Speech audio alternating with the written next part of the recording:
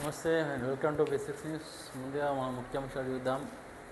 వరి సాగుకు El Niño effect. El Niño ప్రభావంతో లోటు వర్షపాతం, ప్రత్యామ్నాయాల వైపు రైతులు అడుగులు పడినా ఉమ్మడి జిల్లాలో గణనీయంగా తగ్గిన వరి, ఇతర పంటలు వేయాలంటున్న అధికారులు. ఈ సంవత్సరం దాదాపు తక్కువ ఉంది, వర్షపాతం కూడా లేదు. ఎల్నినో ఎఫెక్ట్ అనేది బాగుంది.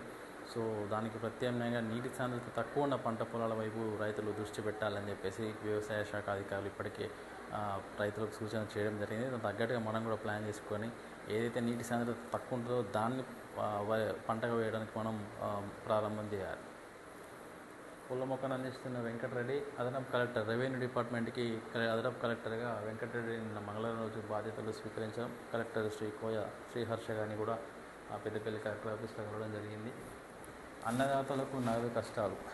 ఎర్రగుంటపల్లి చెందిన రైతు సత్తిరెడ్డి కొనుగోలు కేంద్రంలో ధాన్యం విక్రయించి డబ్బుల కోసం పోతే ఆ బ్యాంకులో డబ్బులు లేవు అని చెప్తున్నారు. కొన్ని ఏరియాలలో దాదాపు క్యాష్ లిమిట్ పెట్టి 20,000 30,000 ఇట్లా. సో మనం చూస్తూ ఉన్నాం బ్యాంకులో కరెన్సీ కొరత, ఒక్కొక్కరికి 20,000 నగదు. కొన్ని బ్యాంకుల్లో ఖాతాలు బకాయి ఖాతాల పేరిట మొత్తం ఖాతాలు ఫ్రీ చేశారు అన్నట్టు. అంటే మీరు మాకు లోన్ కట్టలేదు, సో డిఫాల్టర్గా మీ అకౌంట్ ఫ్రీ అని చెప్పేసి చెప్తా ఉన్నారు.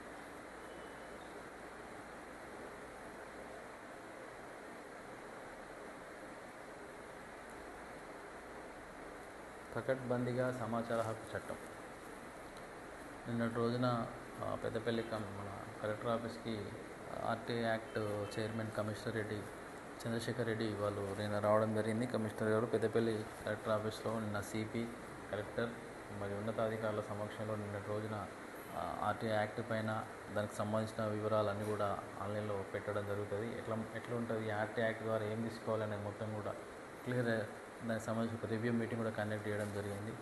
ఓదెల మల్లన్న ఆలయ అభివృద్ధికి 15 కోట్లు. పెద్దపల్లి ఎమ్మెల్యే విప్ విజయరమణారావు ప్రకటన. మాస్టర్ ప్లాన్పై వివరిస్తున్న విప్ విజయరమణారావు, విప్ను సన్మానిస్తున్న విశ్వబ్రాహ్మణుల ఉన్నది.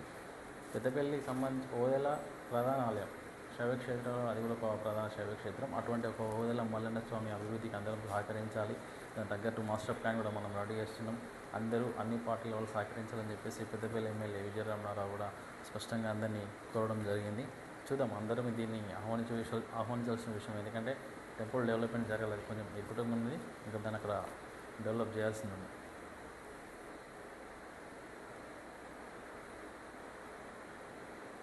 ఉపాధి హామీ పనులు. ఎవరైతే ఉపాధి హామీ కింద పనిచేసారో వాళ్ళకి ఇప్పటివరకు డబ్బులు రాలేదు. వాళ్ళందరూ కూడా ఈ నెల 30 లోపు నిధులు విడుదల చేస్తాం, వాళ్ళందరికీ కూడా డబ్బులు వస్తాయి, వాళ్ళ బ్యాంక్ అకౌంట్లో పడుతుందని చెప్పేసి కలెక్టర్ కూడా ఒక చిన్న ప్రకటన రిలీజ్ చేయడం జరిగింది ప్రెస్కి.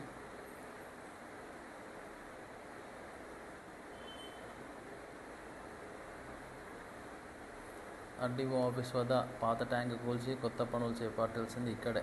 అమృత్ ఆలస్యం.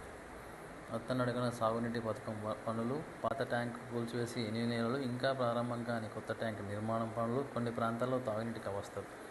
వర్షాకాలం వెంకట పని అయితే అసలుకే కాదు, ఎండాకాలంలోనే వేయాల్సిందే, అది ఇప్పటికి కూడా కాని సిచ్యువేషన్.